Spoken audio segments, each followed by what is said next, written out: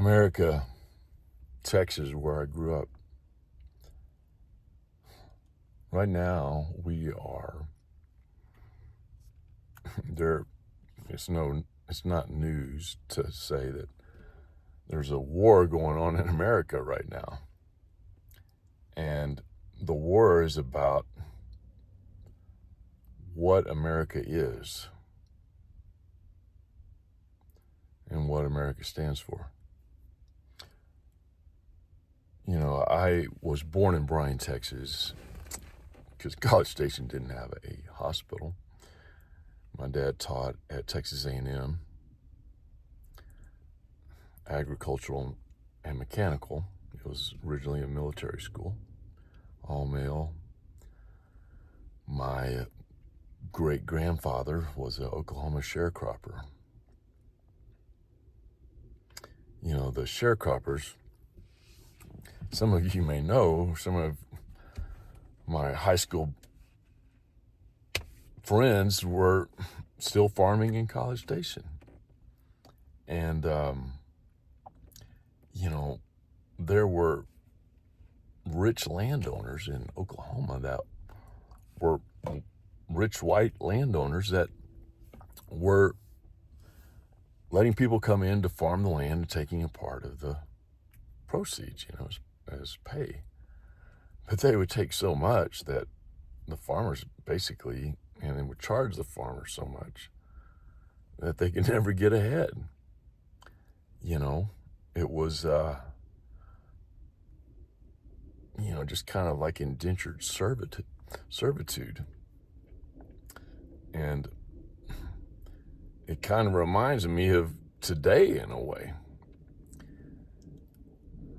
But it's even worse today in a sense of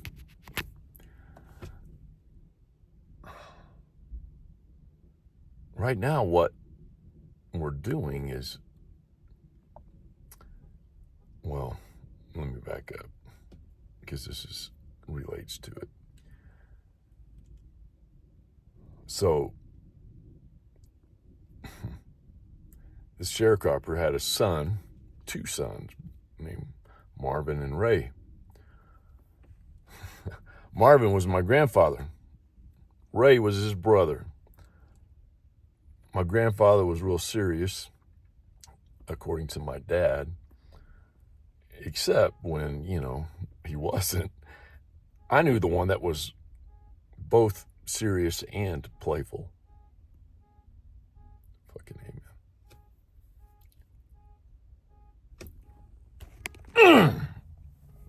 Y'all hear that beat?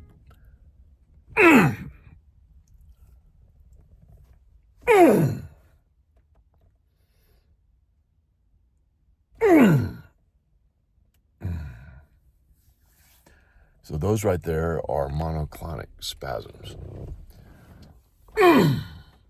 that happen every day when I hear beeps like that, or sudden noises, or loud noises, or motorcycles, or loud trucks, or and it comes from a bacteria in my brain, for one, that comes from a tick bite.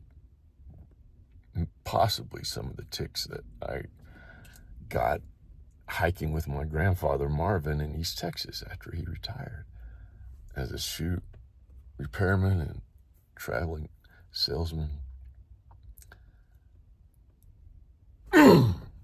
And so the ticks have bacteria in them that when they bite humans, if they're infected with that bacteria that they get from deer of all things, the deer, I guess, can survive it, and so can the ticks, but the humans, not so much, not so well, and it'll trick the immune system to Th1 and Th2. There's two parts of it that'll trick it to make it think it's not a bacteria, and the immune system won't find it.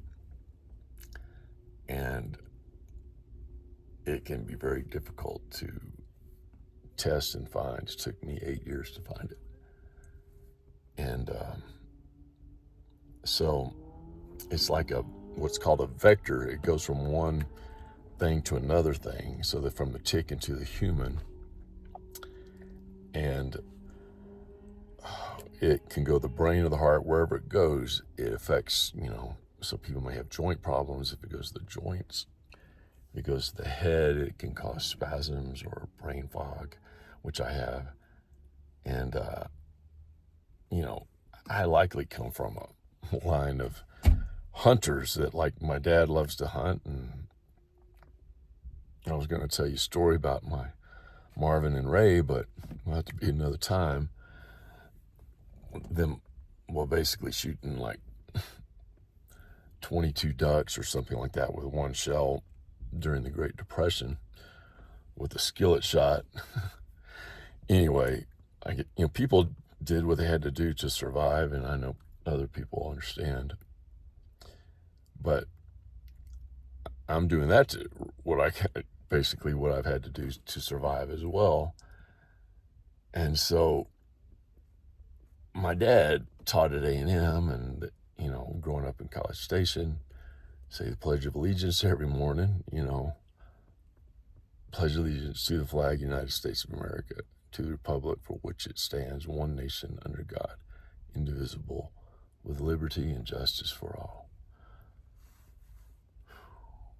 Makes me wonder if we are still keeping that pledge, with liberty and justice for all. I mean, justice, it means everybody being treated fairly and equally. And yet, when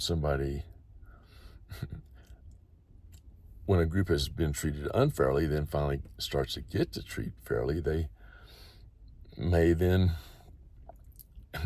try to take an advantage and make the others get treated unfairly. It's like a pendulum, right? You just go one side to the other. So, when I graduated from high school, Texas, A&M Consolidated High School, College Station. It's grown since then, by the way. 2 high schools now, College Station of all things. It's even got a hospital. And, I went to A&M. I didn't know what to do. I had no idea what to study. I'm like, my dad was an engineer. And so for me, it was kind of like, I always want to spend time with my dad. I think every son has that desire. So I would go hunt with them and fish, and that's what he loved to do. And I think I think, as I mentioned, that ADD runs in our family, which can make people very creative or like to travel, to see new things, novelty, boost dopamine. And ADD is basically low dopamine that makes it hard for people to feel motivated, to give them drive, etc. And hang on a second. So when Lyme came, Lyme tanks dopamine even further. So suddenly, see, this is ADD right now. Actually, I'll give you a demonstration of it. And it's hard to think with Lyme and ADD.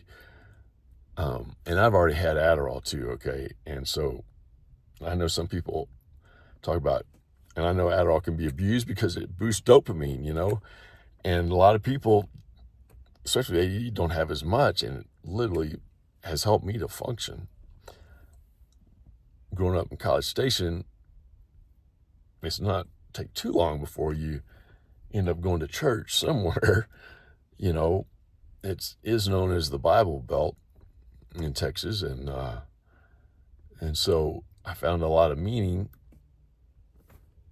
because somehow what I discovered was while having Lyme that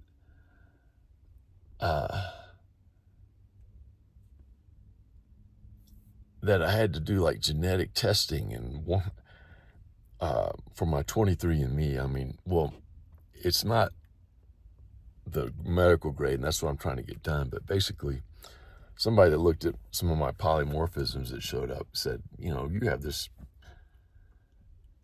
maybe it was a COMT, but whatever it was, he said, you must be a empathetic person. He says some people who have this usually are very empathetic and caring.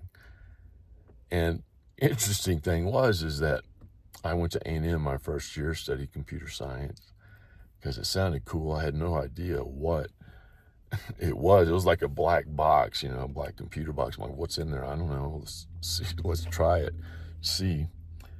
And that's part of my ADD, is it just likes to explore and experiment with things because novelty boosts dopamine.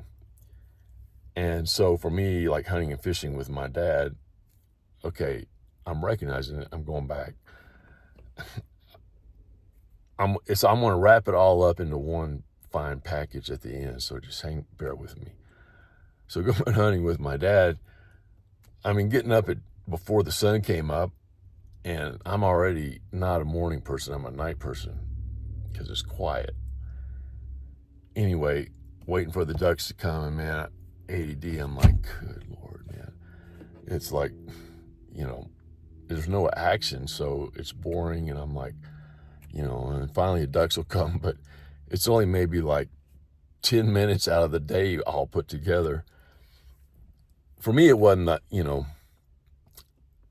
the thing that I went and felt driven to do. My dad did. And we're both born on the same day, so 24 years apart. So not only do we have the same birthday, I guess, which is the end of March, Aries. Some people will say, hey, well, oh, wow, you're Aries. Okay. And the Chinese, if you're into this, I am not into it, but I know about it. We're both the year of the snake. Some people say, well, like biblically, that's Satan. But hey, think of this, though. God told Moses to put 2 snakes up on a staff as a sign for medicine. Now explain that. When you think, oh, the snake is the devil. Well, maybe God sees things in different ways. And when he says one time it's this way, but in another time it's this way. And I kind of learned over the years that you could end up kind of having the Bible say what you want by picking which verse it is in a way, which doesn't seem quite honest. And then later I actually went to seminary to study because I had more questions the more I read, and learned about textual criticism, because I never knew where the Bible came from. And come to find out that there's a whole lot of different manuscripts, and they don't, they're like, which one's the original, and then there's a question of how do you know if the original was true or not? That's like questioning your own faith. That's like a heretical thing to do. But is it? If we are willing to, if God gave us a mind and the ability to think and go, man, I wonder if that's true or not. Is it really heretical to use the brain that God gave us? And especially when science shows something else, when it contradicts science, because God made the world and the laws of physics and science and biology. And if we find that biology and science and everything that we're studying suddenly reveals that, for instance, the earth or the sun does not revolve around the earth as once was believed by the Catholic Church. But when Galileo put that, telescope up to the heavens instead of, the earth, he discovered something that what the whole interpretation of the Bible was the church had was incorrect. Now, what would you have done if you were Galileo? What would you have done if you believed in truth and you were maybe even a monk, like following the Catholic Church, believe in truth? You want to, like me, you had an empathetic gene that cared about people, which I did. That explains why I was helping homeless people in college studying computer science at the University of Texas on academic probation twice. Some of them veterans. One of them letting them stay in my house, in my apartment while I went home, not knowing if the Mac Plus was going to be stolen or not. The Mac that had 1 whole megabyte of RAM in it for the, versus just the 512K of RAM, which was worth waiting for to get. Now I got how many megabytes do I have? Well, I don't have a whole lot. It's 16 gigabytes. So that's 16,000 times the amount that I had in college. Anyway, I was just using it for word processing. It wasn't AI, though I'd heard of it, but that's another story. And that's also something that is a part of what I'm going to be talking about. So where were we with this ADD? Hoping all you guys with ADD can follow me. You know what? I'm going to have to hit pause and then make some notes and I'll come back, okay?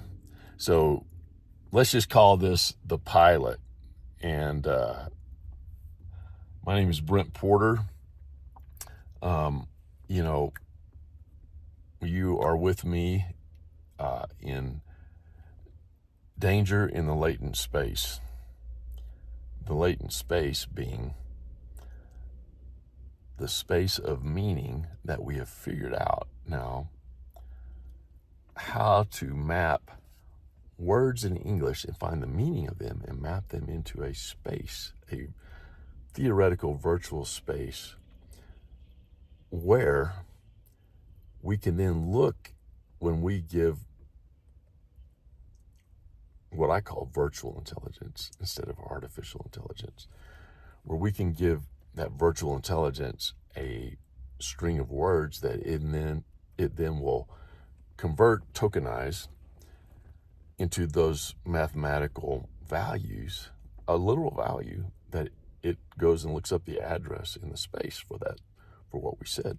And then it responds to us based upon the neighbors of what we said in that space, if you will, to give us our answer, because everything that's similar will map into the space in a similar neighborhood in the space. So if you're talking about fruit, it's all going to be over here.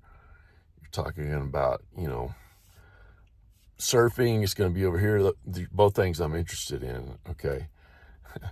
When I was fishing with my dad, again, it's I'm like, God, man, when is a fish going to come?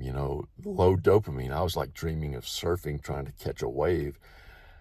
That's risky since I like athletics and it'd be something that would be challenging. And so, is that a cliffhanger yet? All right. I'm literally, obviously, camping right now because those spasms that you saw earlier is because I do have Lyme disease. And, it took 8 years to find it. Finally, a test from Germany that checked T cells, which are basically kind of flags that the immune system puts up to say it was here. It couldn't find it directly, but it could find it indirectly. And because it had 8 years to go do what it wanted to do, it had time to get into my brain. And there's a man named Charles Nemeroff, who's actually at the University of Texas. Dr. Nemeroff, who leads the behavioral health school there. I actually saw him. And he did, hang on a sec. His,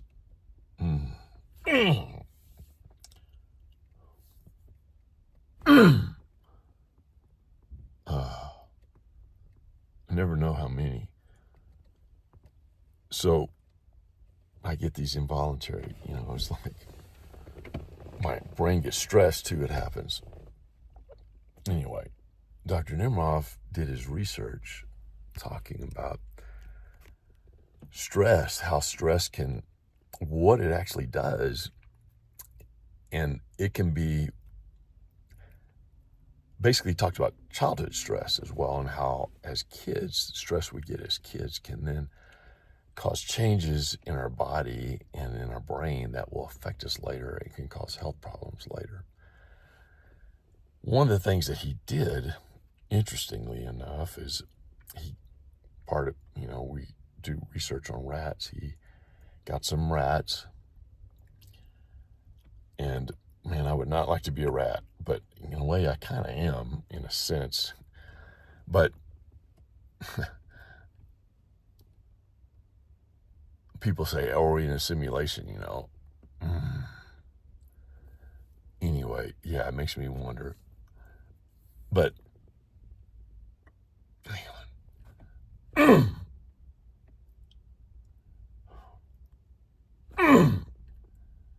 So what he did with these rats is he put a vector in their brains, like I have. And that vector, what it did was it went to the part of the brain that releases what's called corticotropin releasing factor, or CRF. And what CRF does then, through eventually kind of the end of the line, is it releases another signal that affects the ACTH, which then sends a signal to the adrenals to release cortisol, which helps us, like in the fight or flight mode, to get into a fight or flight mode. When there's stress, or an animal's being chased by a tiger, it's stressed and it's releasing this chemical to run or to fight. Same for humans. And it can help save our life, in this situation. But if it happens over a long period of time, what it does is it begins to cause damage to the brain, to lose neurons, to make the blood-brain barrier that keeps pathogens out, it makes it more permeable so that pathogens can get in to the brain and affect the brain, possibly the way that Lyme is affecting my brain and causing spasms. And so he saw that this was the way that he got the rat stressed. So he wanted to basically get it stressed so then he could add more stress and see what would happen to it. So he stressed it with the vector, the biological vector, which is called a lentivector, and you'll have to look it up, LENTI virus, a lentivirus, and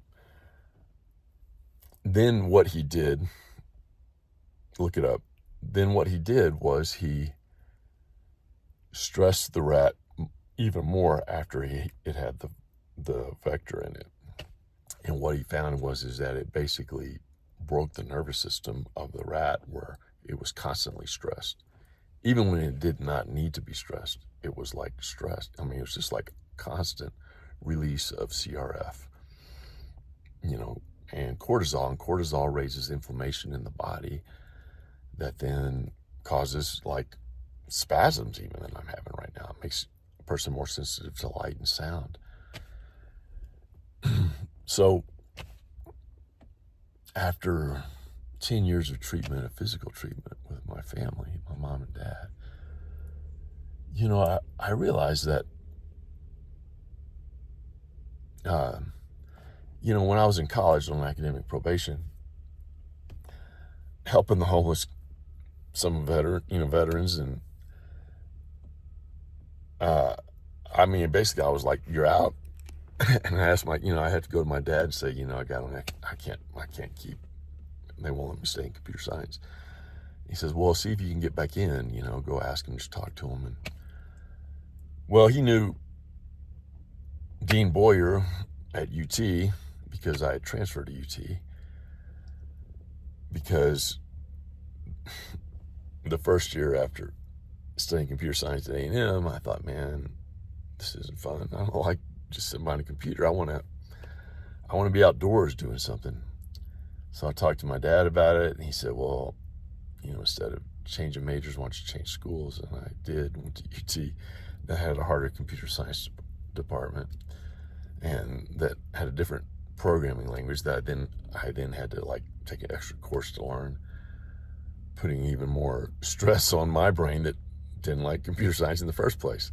It's like this, is and the reason my dad said that was, well, you can still use computer science later on. And if you change to civil engineering, which I was thinking of doing, because I was thinking, hey, civil engineering gets to build bridges. That's outdoors, right? And he said, you'd be stuck in civil engineering. So I stayed in computer science. But the thing he didn't think to ask, I guess, was, well, what do you want to do? Instead of, I want to change majors to civil. He thought, well, what do you really want? And, he did get testing for my sister and I in a place called Johnson O'Connor that has a theory that whatever you're good at is what you'll enjoy doing. Well, you can be good at things, I learned from my own experience, but not enjoy them. I mean, it found I was good in analytical things, and but the thing is, it did not ask me ever, what do you want to do? And there's a man named Sir Ken Robinson. Fuck.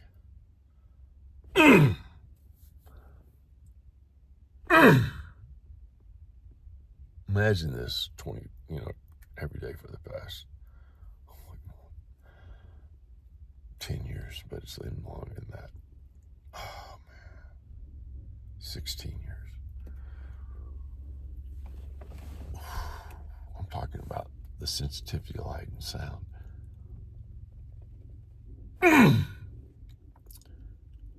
And the fact that I got to stop, try to remember what I'm saying, just the own damage I know has happened to my brain through this. So, but this is important. This is why I'm not hit pause yet. So, this corticotropin releasing factor. So Lyme started, releasing it in me. Makes it hard to sleep, and my mom's saying, Brent, you got to be able to, get some medication to help you sleep. You got to sleep. I'm like, leave me, let me make my own decisions. I know my body. I know what I need.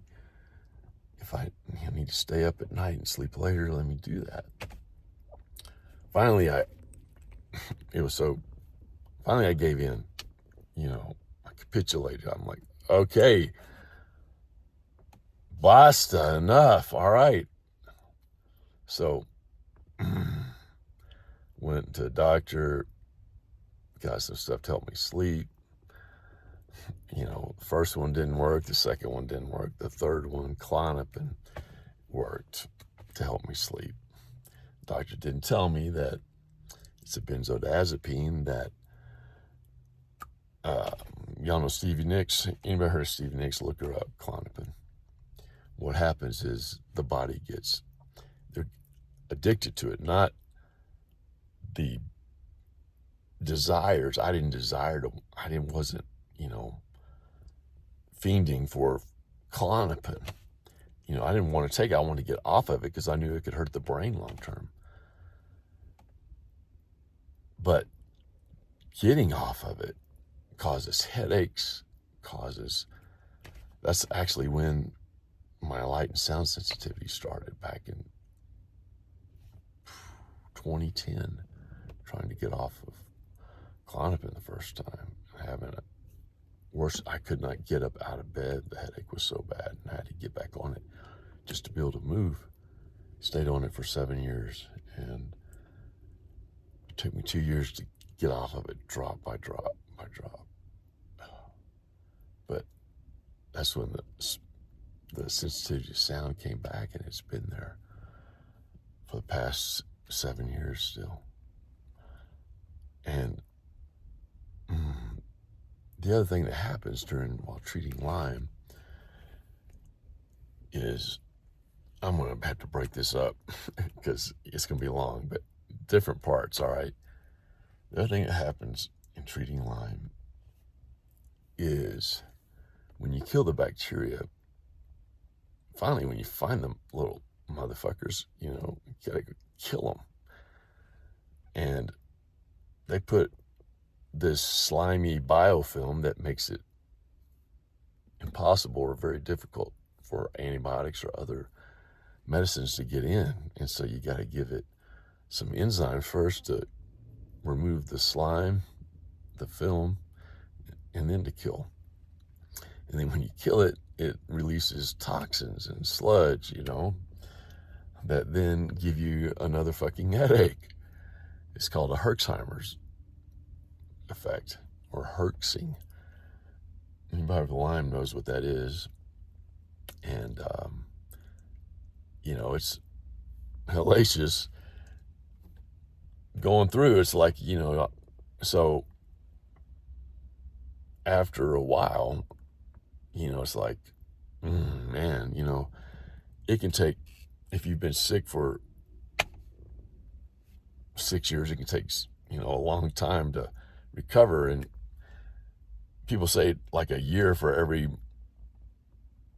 month or year you've been sick. I mean, I guess that maybe is accurate for me. But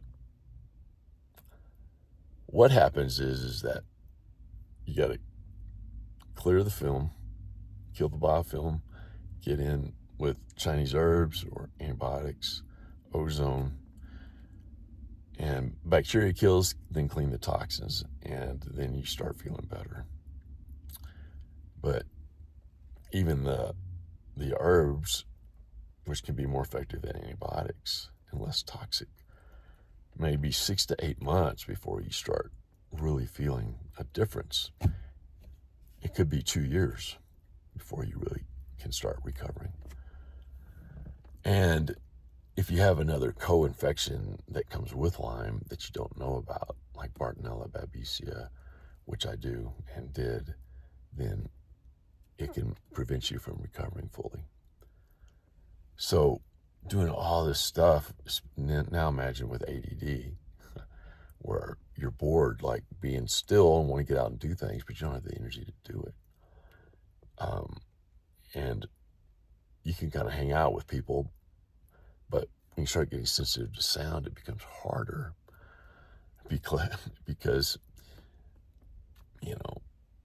she meant well, but you gave in to your mom, and she wouldn't let you just decide for yourself what you needed, and kept pushing her way on you, possibly releasing corticotropin releasing factor, CRF, in your brain, making your brain more permeable, and in essence, making you sick, which is a form of trauma that Dr. Nemeroff talked about. If you have parents that are so either not able to see in a way, hey, Brent, what do you really want to do? Or pushing their way so much that because they think, well, the other thing I learned is that testosterone, as I've studied in the womb, what happens is that as we, conception happens, and then the body first differentiates from, we all start out with the same material, basically, which is more of the female That's why men have nipples, from what I've read. Look it up yourself, that we start out with this female material, and then it will differentiate with the Y, with the XY part of the chromosome for males, that then will start to make the male body. And that happens, the first trimester.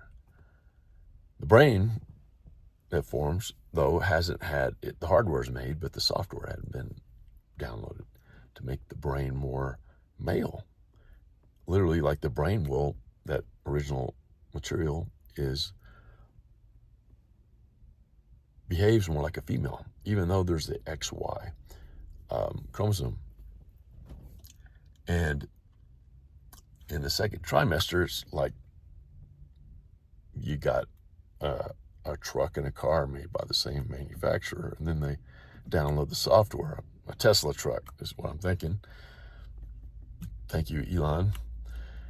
And the second trimester, download the software, which happens by a bathing of testosterone that will then a hormone basically that wires the brain, that prunes neurons, literally will change also the structure of the brain to make it more aggressive, more able to rotate things in 3D space, better able to,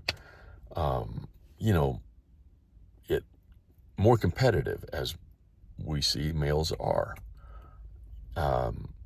protective of what's its own. So anything that will try to attack it, it will attack back to protect itself and its family.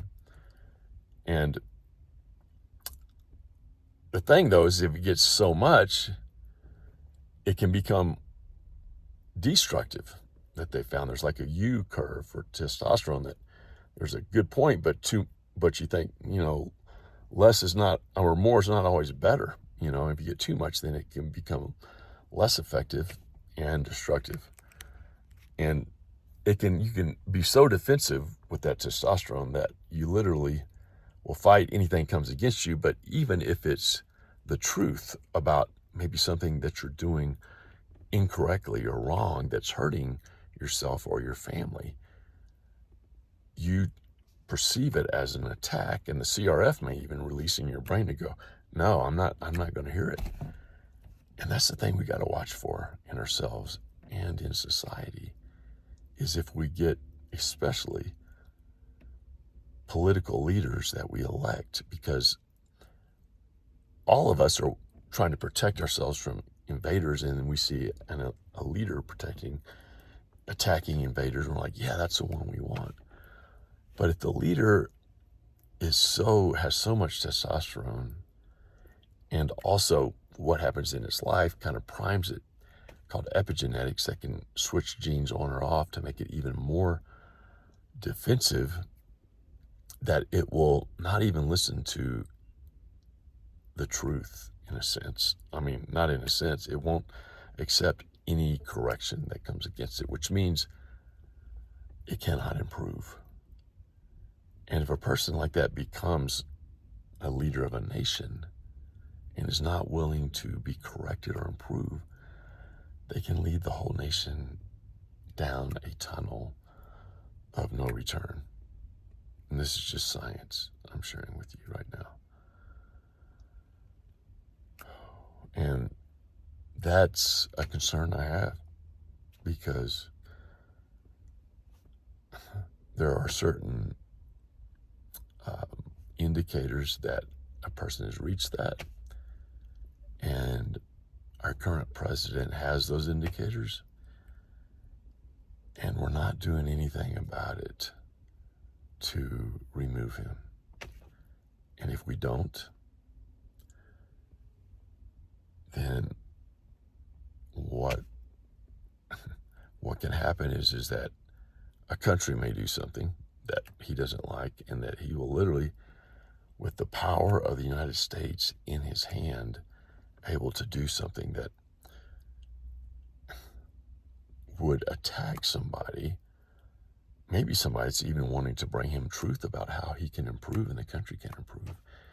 And instead of listening to him, he will fire them, which is what happened, which is what has happened when he came to office the second term, fired 17 inspector generals that helped let him know that, hey, something's not working right. There's inequality here.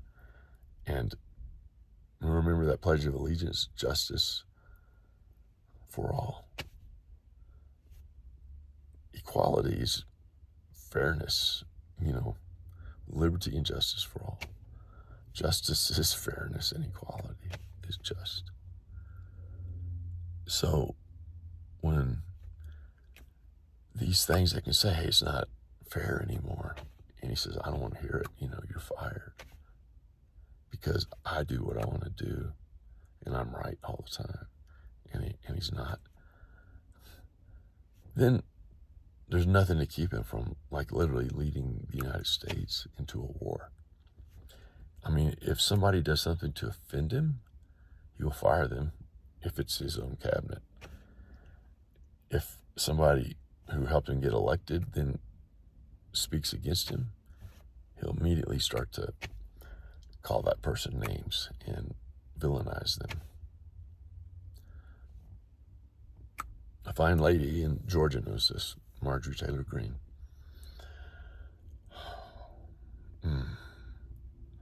A woman that was willing to speak up and say the truth and follow her own conscience and realize that this man that I thought was protecting us because he was attacking our enemies really will then in turn on me if I have any type of independent thought different from his, and he will attack me. And if I'm not his slave, basically, and say everything he wants, he'll villainize me, attack me. I'll lose my office. And we have a whole bunch of senators and people in Texas now that are more concerned about their office and keeping it and getting his endorsement than doing what is true and right and fair. And Marjorie Taylor Greene found that out. And, I found that out as well with these spasms I'm having, because I finally brought up to my family, I'm like, hey, I'm learning it's not only physical treatment, but it's the emotional side too, that if there's stress that can affect us, that it can cause health problems later on from the cortisol, CRF, etc. Well, my family, like President Trump, I learned late in life when I had Lyme and I was having to live with him again to try to recover, helping me tremendously, and I'm grateful for the physical help with all the treatments. But when I brought up the emotional side that might indicate that maybe there was ways that we could improve our communication or things I could do to help me, such as even for me not recovering with pathogens, Bartonella, that were still there, feeling like dying, waking up like, man, I'm ready. What's the point? I'm in my 50s. I'm still trying to have a life that I want. Been sick 17 years, and I thought, man, what makes me feel like living today? And the thing that came back to my mind was something I dreamed of since high school, and while I was fishing, was surfing, boosting my dopamine enough to get my body back to do something I like, even if it was just sitting on a wave, And I'd been to California, and I was like overwhelmed by the noise, and I was at a point where it's like, what can boost my dopamine to the maximum, because I need it right now, and Hawaii was the surfing in Hawaii was the thought that came to mind, just because there's blue water and things that can calm the nervous system, negative ions, and you can just put on a snorkel and go down and swim with sea turtles. It's like all this novelty that can help reset my brain and get it out of a fight or flight mode, and people will focus on that and recover. It helps their whole body's health. When I brought it up to my family, my parents, they said, Brent, no, we're not going to help you go just dork around, was their words, in Hawaii. And I'm like, what if dorking around is what I need to recover, Does that automatically then disqualify me getting better because it would be enjoyable for me to do something enjoyable and I can't do anything enjoyable to get better? So it's got to be hard for it to be worthwhile. I mean, that's why I'm sick, maybe, right? Because I had to go back into computer science and just do it, and had a career I didn't enjoy. And for 20 years, I wasn't helping people the way I wanted to. Went back to school to get a master's degree in educational community renewal, and that's when I got exposed to mold, which weakened my immune system and allowed dormant Lyme to become active. You can tell my hand's shaking now. God, it's been 46 minutes. So, but I need to say this. So, what happened? Like President Trump, and I'm not calling names here, I'm just trying to name biology. And Mr. Dunn and Mr. Paxton, I'm not trying to, earlier I was angry. That's a part of the cord of inflammation in my brain. I really wish you all, both of you, the best. Mr. Dunn, you and I went to the same seminary, Dallas Theological Seminary. I went because I've always wanted to know the truth about things. And I had questions. And I left with more questions. And eventually, I left Christianity because of Francis Collins and what I learned about science. But that's another story. I don't have to. I got a headache right now, so I got to try to stay focused and finish this.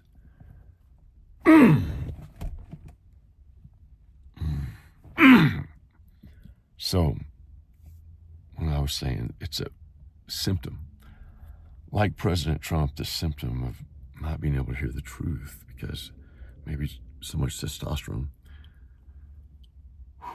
Instead of saying, Brent, all right, let's help you get to Hawaii, I was able to go for 2 weeks, got landed in a moldy place, didn't have any vehicle or transportation to get around, had to come back. A couple years later, I said, hey, Hawaii will help me. If I can just get back there and get a clean place and some transportation, I can just go sit on a surfboard for a little bit and have enough boost in dopamine to then have the desire to live and do these herbs that are going to give me a headache again. But little by little, I'll get better and recover. And so I don't know how many times it was that I requested that, or Costa Rica or something, just to help me focus on the emotions that affect the body too. And they always said no, which for me was knowing what I needed to get better and not being given the means, being sick or even as a kid, not having the money to do those things to get better. It was kind of like being controlled in a sense of, you were calling the shots, but you're not even living in my body.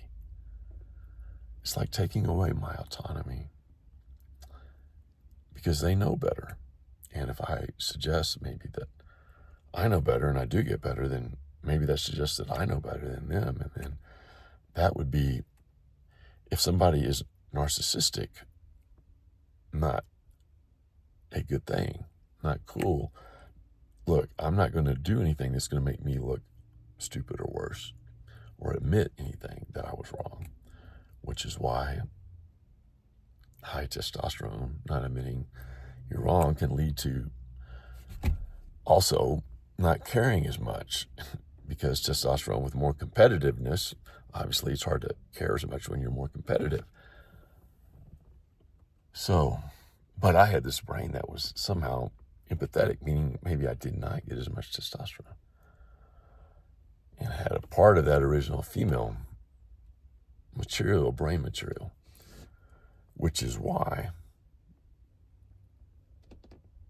and this is science again, that during the part of the bathing, I have signs that I may have androgen insensitivity syndrome to a certain degree, meaning the testosterone can't get through my androgen receptors, like the turnstile in a subway, to have fully masculinized my brain to make it super competitive.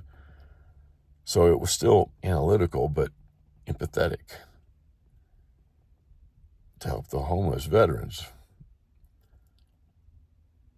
And since it was still some of that original female material, when I was sick, I discovered that having to buy some compression stockings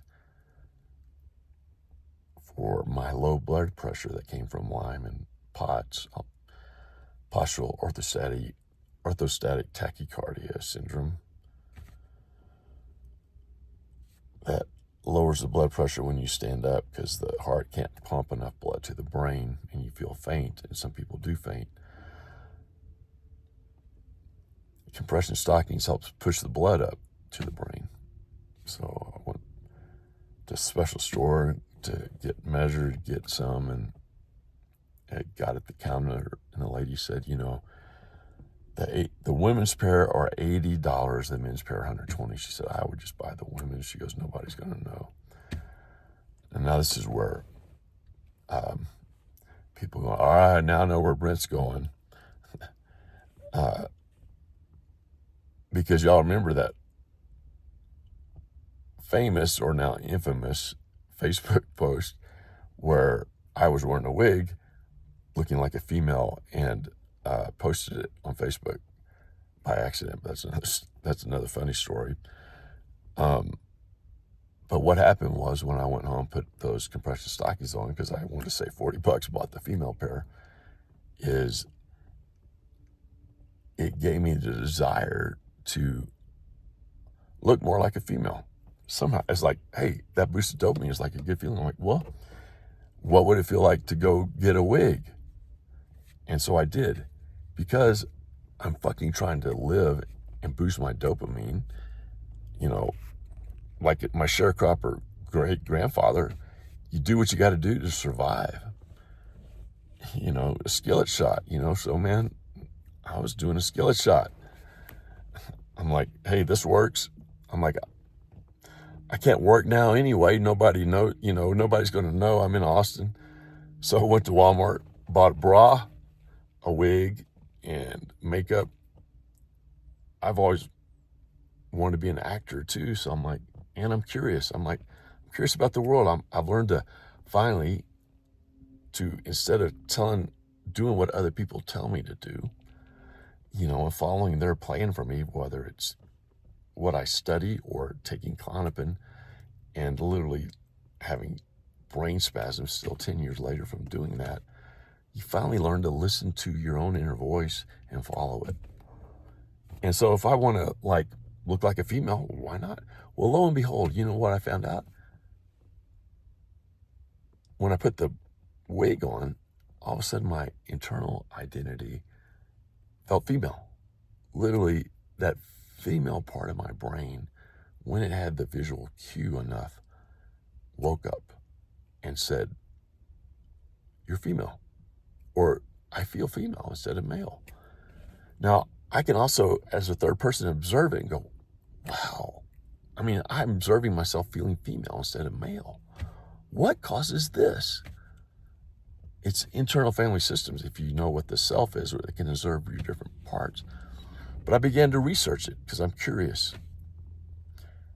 And then I learned about this female part of the brain that we start out with that will get covered over by the testosterone to make a male fully male. But if it's androgen sensitivity, it can leave a part there that's in the brain, what I call the latent space of the brain, which is basically the potential of the brain.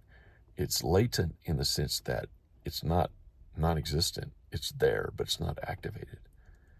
And when it got that visual cue, it activated that female part of the brain for my own brain to get that signal from it, and whatever part of the brain that then determines not physical identity, but mental identity, because it's the brain, when it gets bathed with testosterone in the second trimester, between weeks 8 and 24, that it gets the software downloaded on it that determines the experience of that person in life, whether their experience is male or female, regardless, separate of the physical body they have. So if a person is male and for some reason the mom ate too much cottage cheese the night before, which my mom did in October of sometime around the time when I was getting the testosterone upgrade, the software upgrade, and it affected the androgen receptors, or there was stress, it can affect the body of the baby and the brain. And if it affects it enough, it can literally result in complete androgen sensitivity, which will not only give a mental change of the body, but it also affects, even the physical body. You can't see my wrist, but that's why I wasn't able to play football in high school, because I had late puberty and I wasn't as big as the other guys. I've gotten as much testosterone. So, it resulted in a smaller physical body, not as, in a sense, masculine as much as other males, but in a brain that was not as masculine either as other males, that could still experience the feeling of identifying as male, which I've done all my life, until I put that wig on, which was the trigger, like a key that unlocked an ability of my brain, because of the androgen sensitivity or other things that happened, that unlocked that latent feminine identity for me to experience it enough to acknowledge it and observe it, see that it's there. And after I did that and explored it, then it was like literally, a part of my brain experiences that, feels it. It's literally, it became, in a way for me, because my male body did not have strength and it was depressing. And I've been an artist. I like to act, inhabit things, feel. I love to feel. That's a female trait. I was helping people because I feel what they feel when they have no home. And I experienced it, and so that's when finally I told my family about it. Being from Texas and also high testosterone brain, anything that's different from you, it will also attack, even if it's your own kid that has a different experience, which likely is what happened, because I told them about that. Then they started, maybe that's like when my dad said, Brent, not everybody gets to go to Hawaii, even if it's for health reasons. It's like they didn't want to help quite as much me to recover. All I'm doing is sharing with them and thinking, hey, I'm just going to share with people my experience of feeling male and female, because it's true. Nobody can say, because we have, each of us, a unique bathing of testosterone, and the testosterone in our mind is where we experience life. Look up Phineas Gage, who got a rod through his head, who changed his personality through his brain while he's a steel worker. The brain determines how we experience life. It's our, it's the software. Without the software, the hardware doesn't run. And so for me, my software that comes from the hardware is unique. The way I experience life is unique from the way somebody else with more testosterone that experienced it just as male is unique. That's objective truth, that we have subjective experiences. But just because our subjective experience is different does not mean that the truth of we have different experiences being subjective. No. That is like applying one thing is true to something else and saying it's true there, and that doesn't work. It's an objective truth that we all have different subjective experiences. So therefore, for somebody to say, this is my experience and you cannot have it, is objectively wrong and harmful. Because if you tell somebody else you cannot have this experience, such as being male and female, then you're literally taking away their autonomy to live both as male and female and their desire to do so.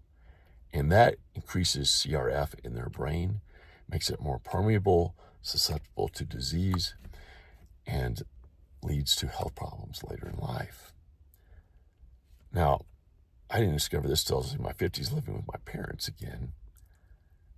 And when I mentioned Hawaii again in November of 2024, I let the gender thing drop, with them, not talking with them about it.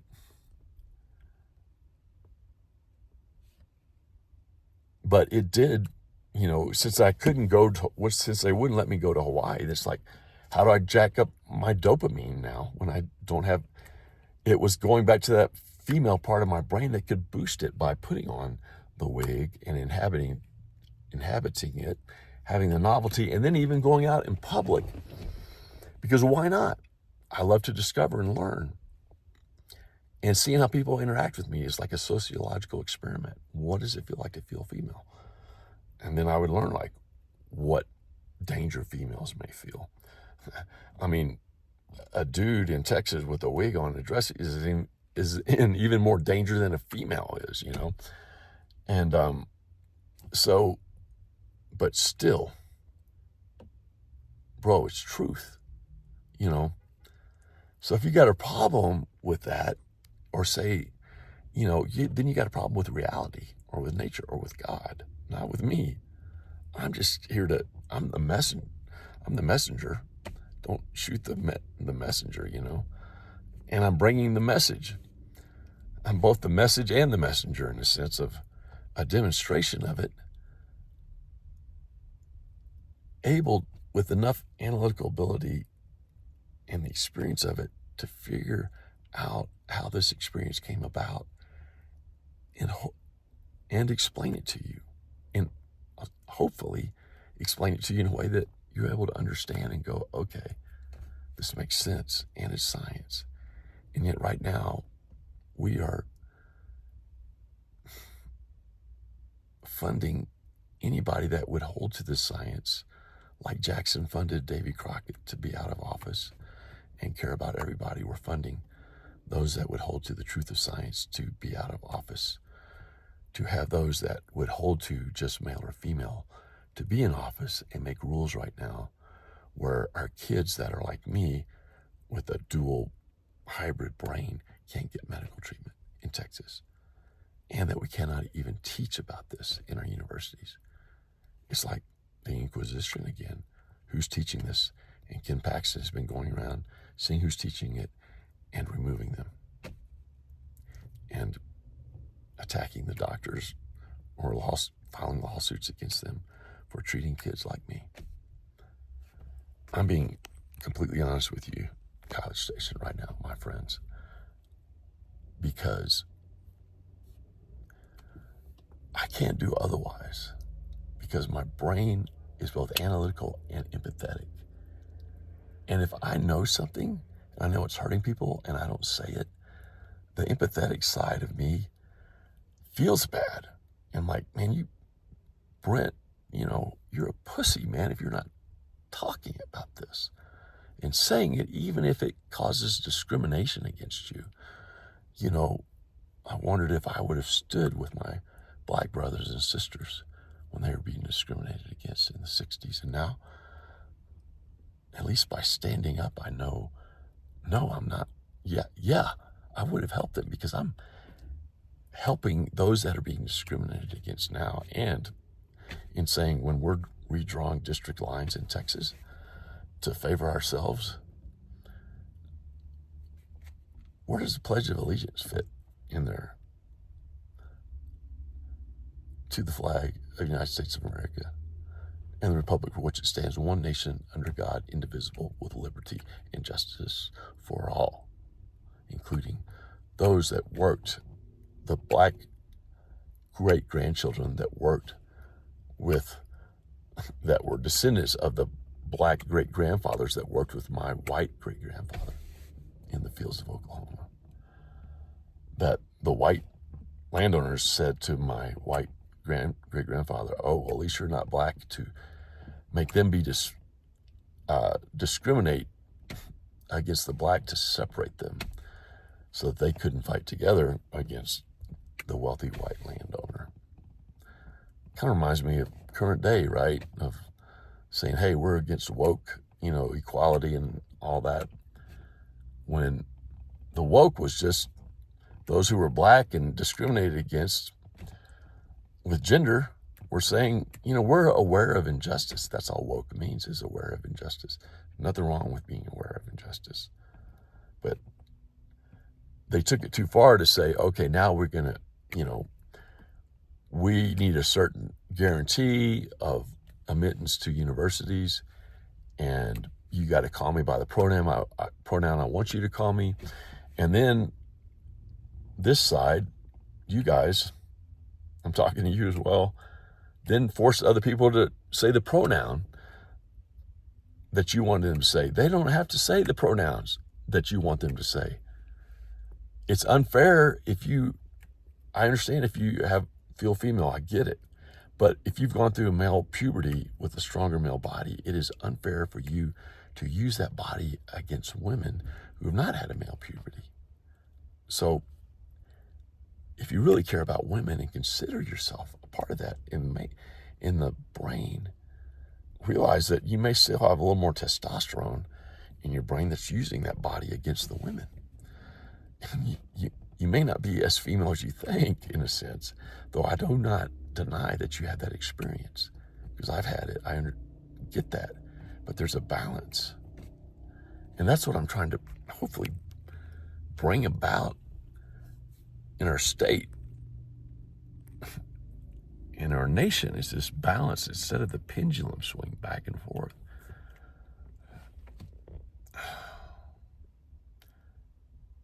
Doesn't end though. So when I told my folks about Hawaii again, to try to just find a way to feel like living, and it's gonna be a hell of a day, man. One more thing. So the other thing with the female side of the brain, I got to say this. Now, right now, I'm talking truth. I've had a abnormal life, in a sense of not a normal life that I know of anybody I went to high school with.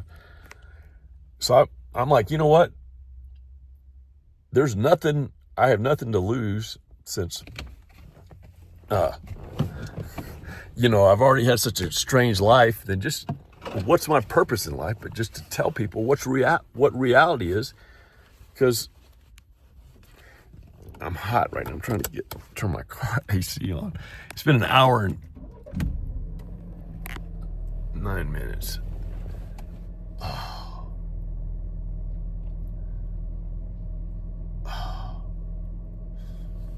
I'll be back, man.